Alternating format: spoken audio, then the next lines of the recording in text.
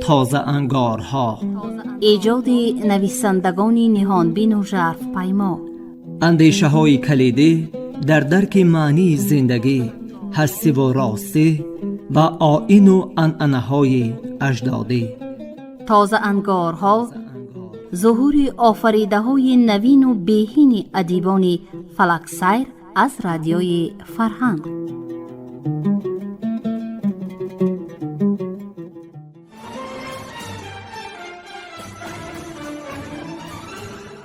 سلام شنوندگان گرامی. حالا خوانش بدیعی را از روی قسم دوم رمانی تاریخی سروی سنگ اتمی خوجه در قرائت مؤلف بشنوید. گفتاری 17.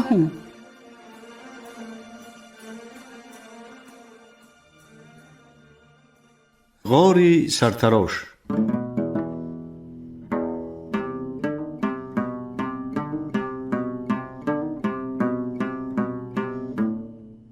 نفسی سرد آخر تیر ماه آب تنیمس را از شست فراورده بود. بوته و گیاه 2 ساحل رود جامه های یخی ببر کرده زیر باری گران آن خم زده گویا به آب روان سر تعظیم فرود می آوردند. آب شیر رنگ که تابستان دراز همه و دمدمه اش به دل کوه هم هراس می افکند، اکنون در بستره خود سر به خواب راحت نهاده نرمک نجوا می کشید. برف با قدمهای سست از رفعت قله ها پایان خزیده روز تا روز به جنگل انبوهی که تنیمس نازنین را تا پایان دره تنگ در آغوش گرفته بود نزدیک می آمد. در برابر بیت، ریم، ون، ودو، گلخار، انگت که در بغل دره های کوهستان برتنگ رده می رویند، در این موضع چیزی که غیر عادی به نظر می رسد فراوانی درخت دگز است. انگار طبیعت برای دگز بلند بالا و نازک پیکر سفید اندام عجایب خانه بنا کرده باشد.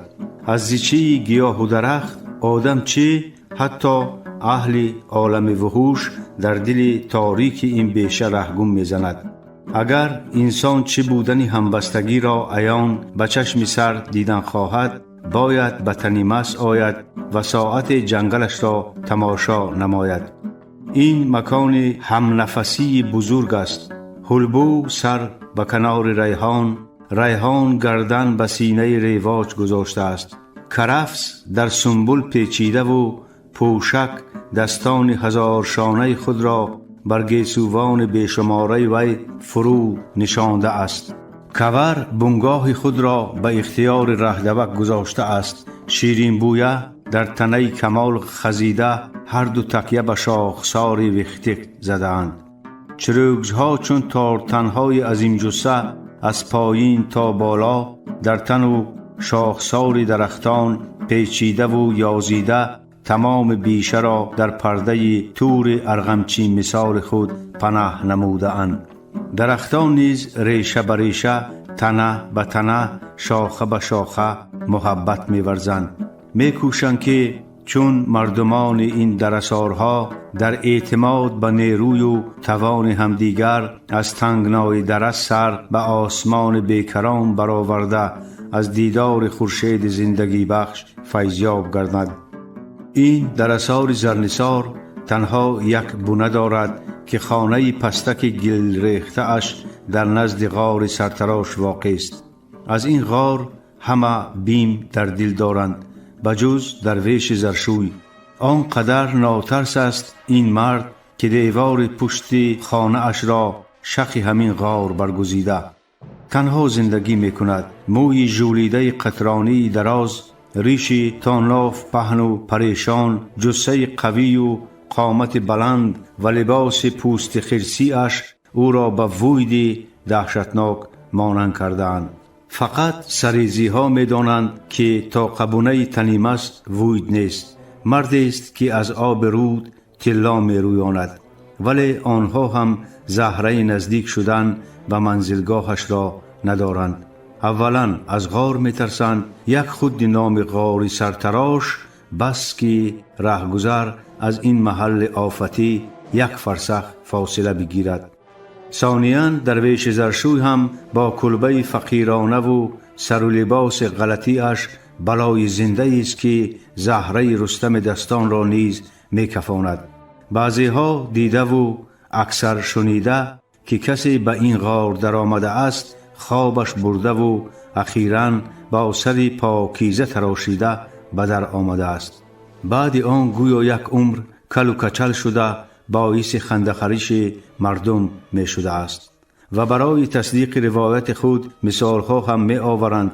بعضی ها می گفتند که سری به غار در آمدگان را همین درویش زرشوی سودایی مزاج می تراشد، اما بسیاری ها بر آن بودند که پیش از مسکون شدن درویش هم در این بای طلسمدار موی سری راه افتادگان را می تراشیدند.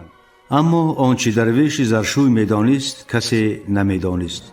حتی زنش گلنما که از جنبش هر مور در خاک سریز به چه وسیله در زمان آگاه می گشت نمی داند که شوهرش برای چه در غار بدواهیمه مسکن گزیده است. فقط می داند که چند سال پیش شویش برای تجارت به شهرها رفت و چون برگشت یک ماه پس دو مرد مسلح قرقیز بشره به خانه اشان آمده خواهر شویش را عروس کرده بردند. یک ماه پس درویش به جستجوی خواهرش برآمد و 6 ماه رسا بیدرک شد. اول بهار آمد و گوشنشینی غار سرتراش را به کله گرفت. تمام. گلنما همین قدرش را می دانست. دیگر نه در خواب و نه در بیداری از دهان شوهر در این موضوع گپی کشیده نتوانست که نتوانست.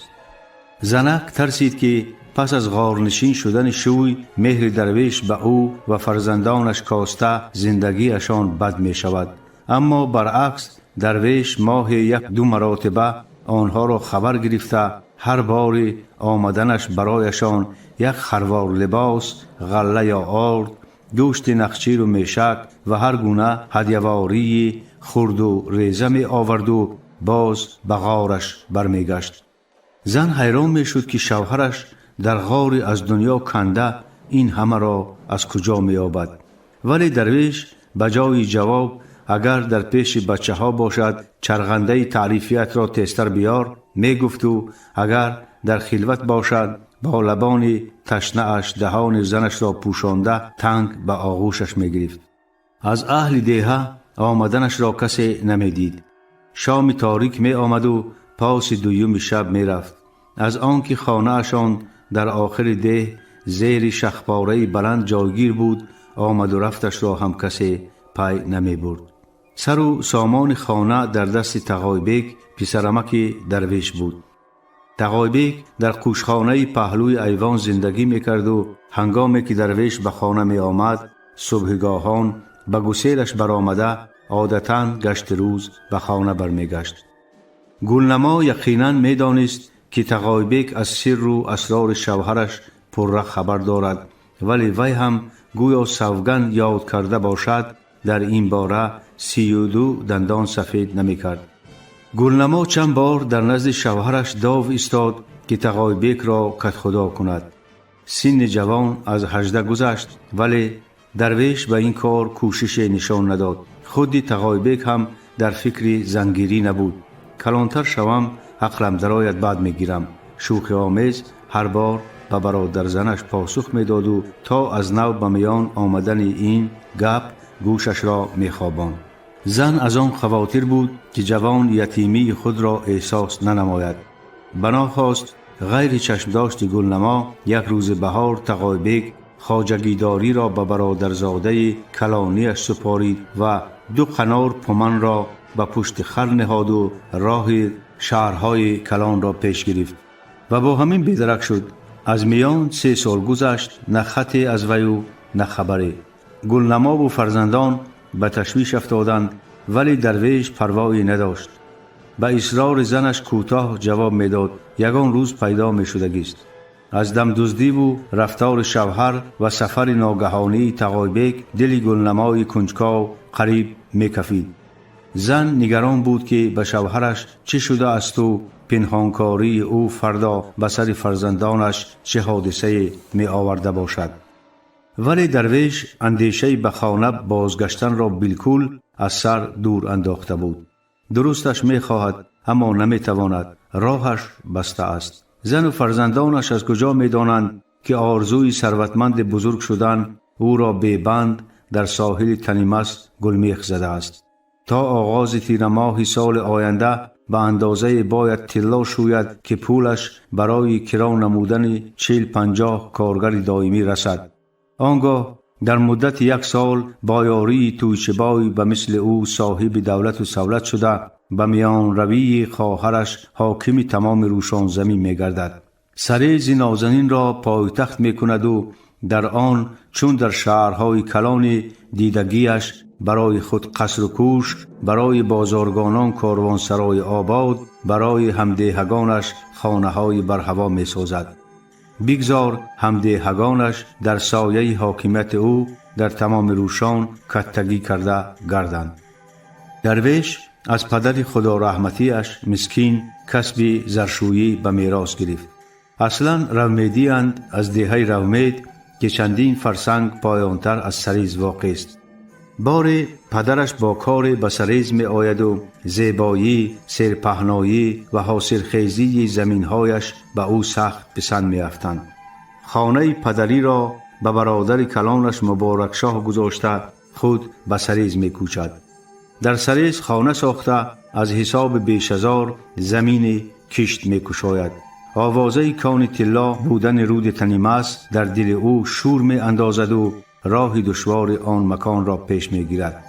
2 روز پس به ساحل رود پرتغیان می رسد و از بسیاری طلای آن چشمش سیاهی می زند. از سینه کوه آبنه کان طلا روان بود. هوس رواج دادن کسب وجودش را فرا می گیرد و در بر غار سرتراش دره تنیمس از سنگ و چوب و چخ سرپناه می سازد. با همین پیشه و کار خانوادگیش را در این دره پای انسان نرسیده ادامه می دهد. اهل عائله مسکین ماهای دراز تابستان را در لب رود تنیمس می گذرانند. در موضعهای علاهیده آب نمد خوابانده ریگ طلادار جمع می آوردند. وقتی که نمد به مقدار ضروری پر می شد آن را بیرون کشیده ریگ را از ذره های درخشان طلا جدا می ساختند. از رود پرسخاوت در یک موسم 10-15 کیسه زر به دست می آوردند. کیسه ها را مادر از پوست آش داده و با شیره ون رنگ کرده پدر به درازی 1 و پهنایی نیم وجب می دوخت. وقتی بازار خام پرشان می کردند برای آنکه به آسانی باز نشوند از 4 سوراخ دهانشان ملخت گذرانیده کورگره می بستند.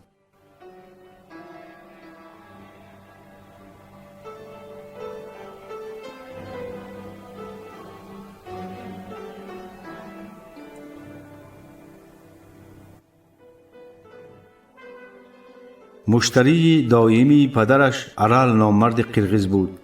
این شخص دولتمند در علیچار پامیر بسر برده بغیر از بازارگانی در چارواداری نیز دست تمامی داشت.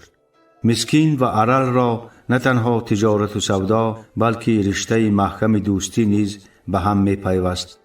ارال با پسرش جلداش و کنک به سریز می آمد و 1 هفته مهمان مسکین می شد.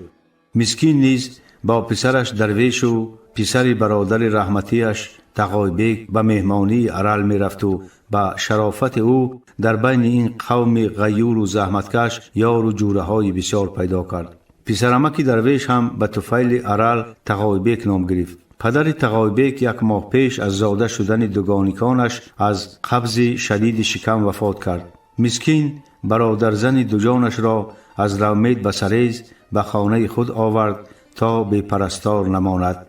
صبحی که تقایبیک به دنیا آمد ارال در روی حولیشان از اسب فرآمد و طبق عادت فریاد کشید: تقایتان آمد، بدوید، تقایتان آمد.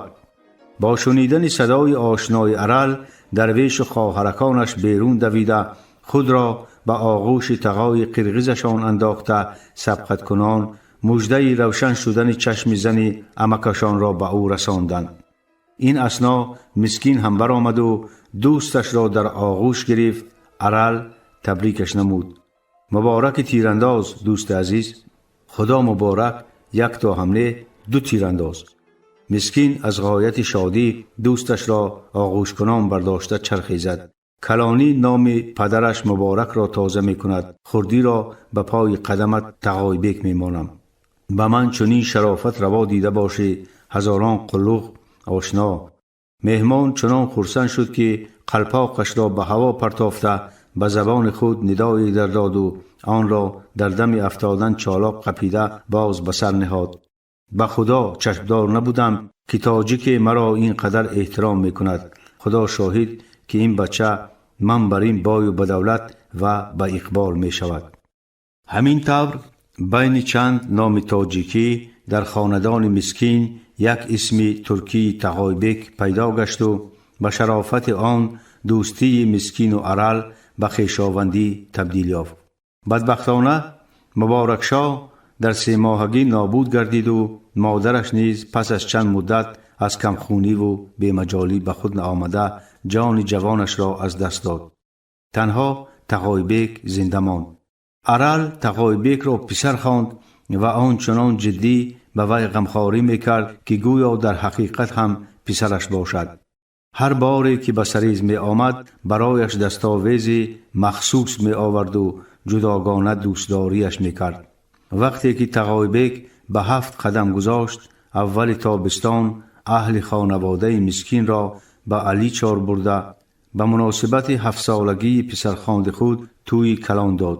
همان روز در حضور خانواده خود و مسکین درباره تقایبک چنین گفت: بدانید که تقایبک را در زبان فرزند نخوانده ام. این بچه در برابر کنک و جلداش در نزد من قدر دارد. به یاد داشته باشید من زنده باشم نباشم تقایبک از خانه من، از مال من، از چراگاه من حصه دارد. اگر حاضر طلب کند میدهم، اگر کلان شده طلب کند میدهم، اگر من مردم و طلب کند بدهیدش. نصیحت و وصیت من چنین است که در حضور قوم خودم و قوم تقایبک گفتم و دیگر کدام وقت تقایبک یا کدام اهل خانواده اش به خانه من آمد، شب است یا روز فرق ندارد، بدانید او به خانه خود آمده است. باشم نباشم کدام از اولاد من این گپ را نگیرد، برکت خود را از وجودش می روانم.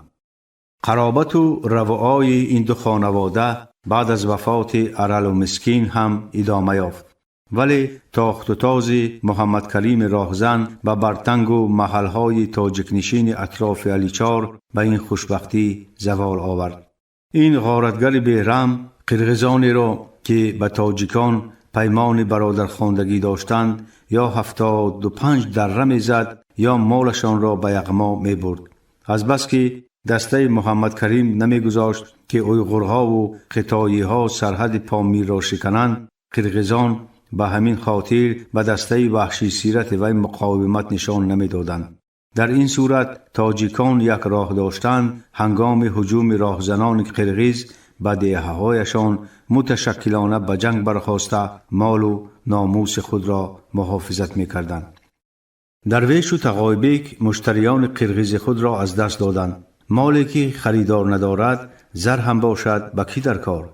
زحمت کشیده و سود نبینی نه دلت به کار می چسبد و نه دستت.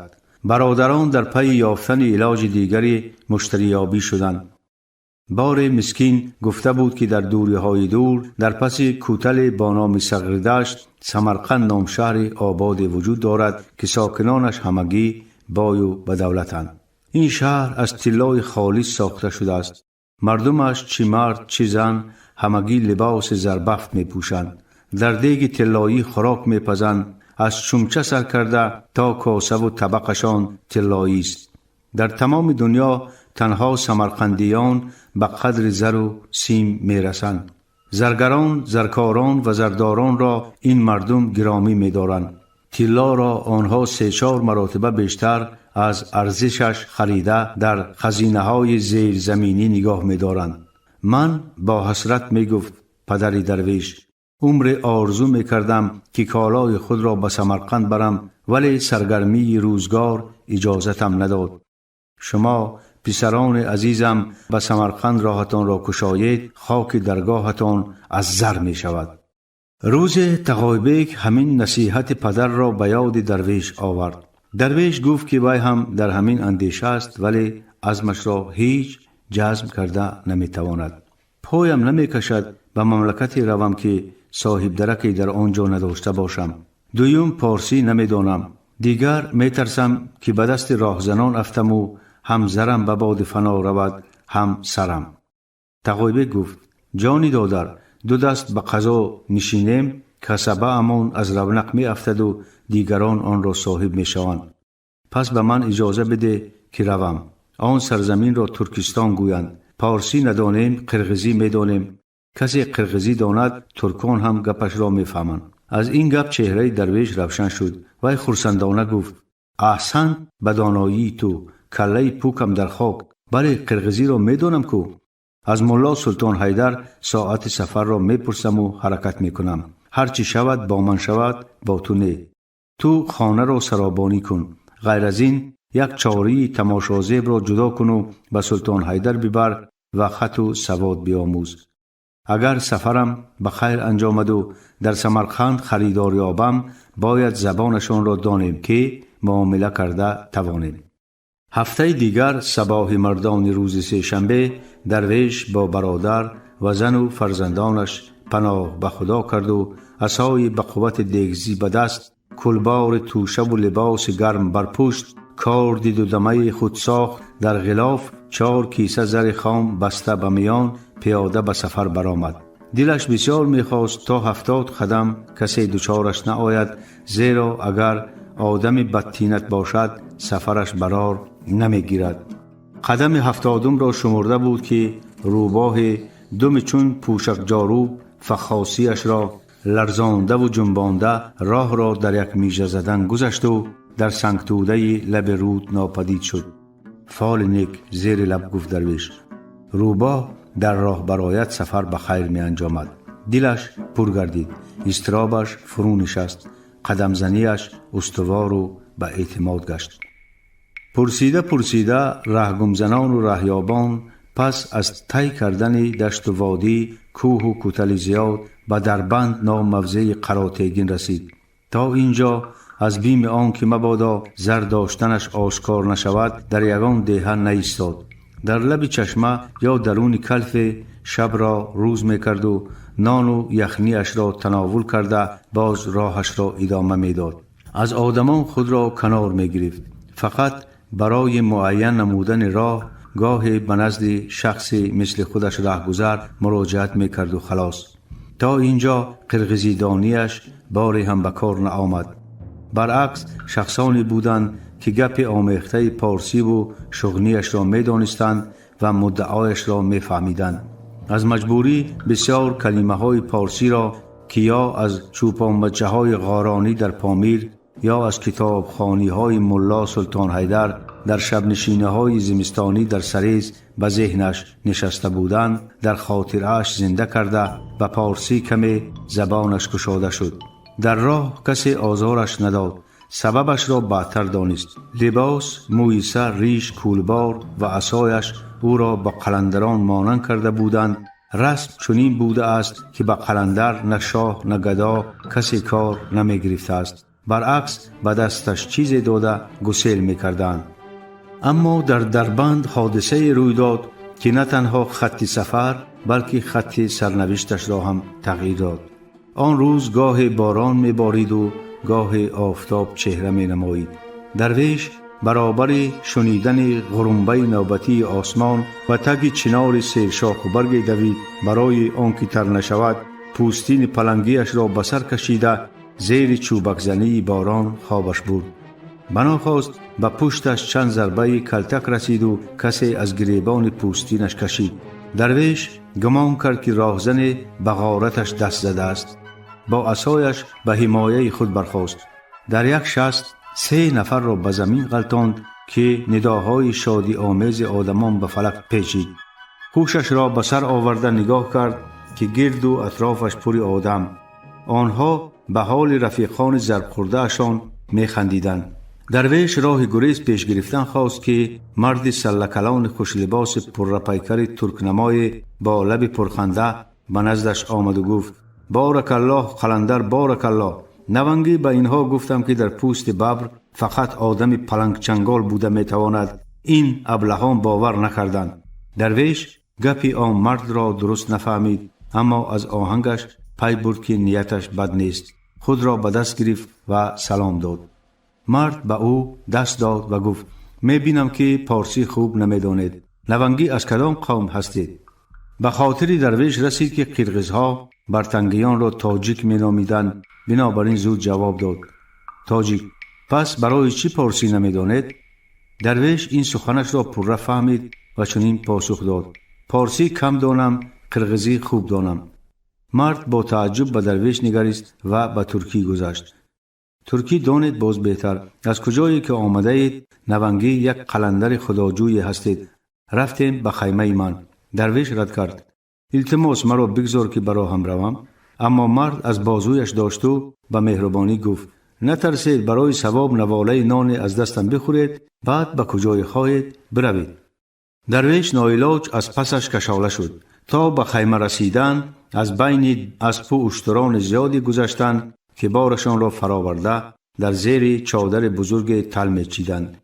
درویش اکنون فهمید که کاروان او را دریاب کرده و این مرد با صلابت ساربان آن است. مرد او را به خیمه تازه راست کرده درآورد و گفت: چه قلندر عجایب شما نونگی، زوری پلنگ را دارید. آهنگ گپزنیتان به یگان طایفه مانند نیست.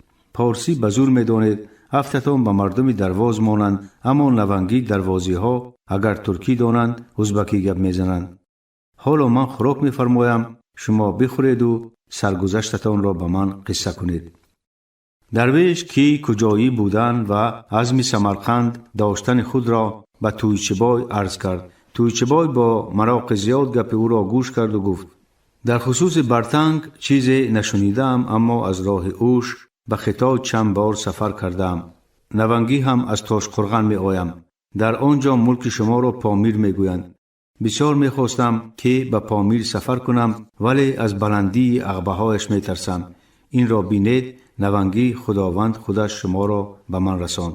من برایت چی کرده می توانم؟ دوستم، من بازارگان هستم. در مملکت شما هم البته مالی هست که نونگی بیرون از آن 10 برابر بیشتر نرخ دارد. در همین جا زبان درویش سوخت و پیش از آن که بیاندیشد مقصد اساسی سفرش را بیان داشت. البته هست، مثلا طلا.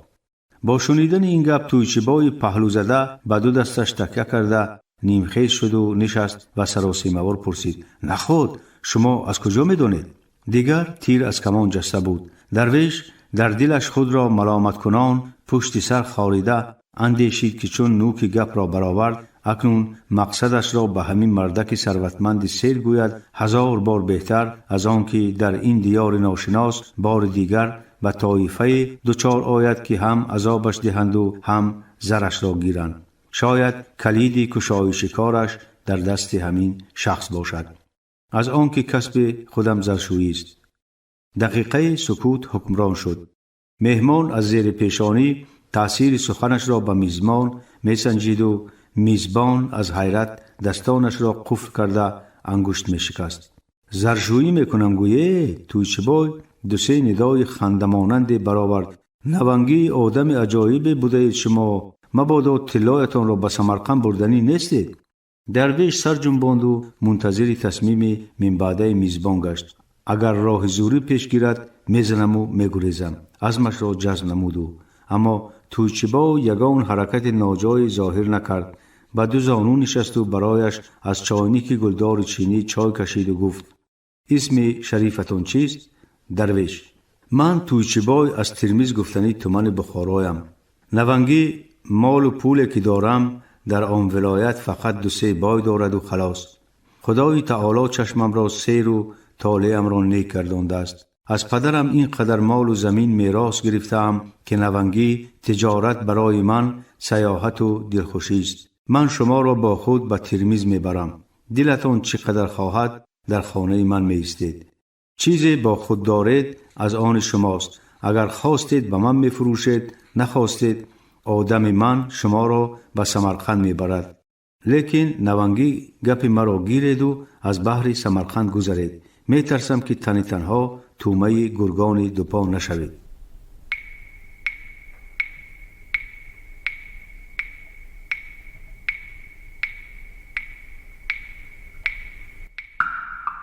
پایانی گفتاری 17.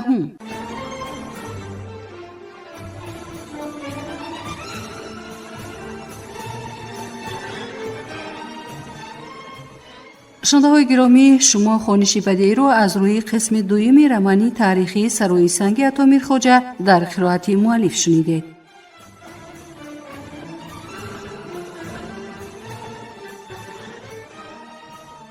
برنامه را برایتان کارگردان زبدلای جو محمد آماده و پخش کردند. سلامت باشید.